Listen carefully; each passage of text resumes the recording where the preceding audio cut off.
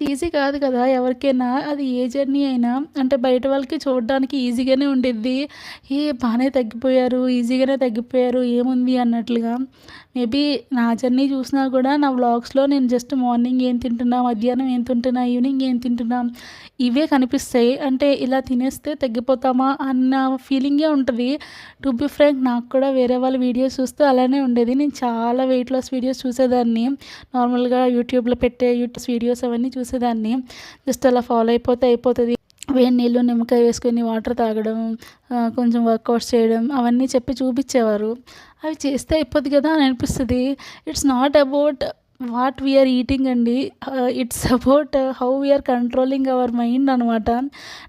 నాకైతే నా విషయంలో అయితే అసలు అంత ఈజీ కాదు. మనకి మైండ్ ఒకటి చెప్పిద్ది, మనం ఒకటి చేయాలనుకుంటాం. అది అంత చాలా స్ట్రగుల్‌తో కూడుకునేది. దానికి తోడు మన సిచ్యువేషన్స్ ఉంటాయి. అసలు మన చుట్టూ ఉన్న సిచ్యువేషన్స్‌ని హ్యాండిల్ చేస్తూ మనం కంట్రోల్‌గా ఉండడం అంటే అది ఒక ఒక పెద్ద టాస్క్ అనే చెప్పాలి. అంత ఈజీ కాదు.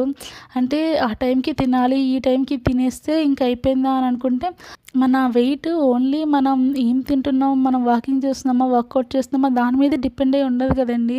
స్ట్రెస్ కూడా ఉంటది. మనకి బ్యాక్‌గ్రౌండ్‌లో ఎంత స్ట్రెస్ ఉంటదో, స్ట్రెస్ వల్ల కూడా కొంతమంది వెయిట్ గెయిన్ అయ్యే వాళ్ళు ఉంటారు.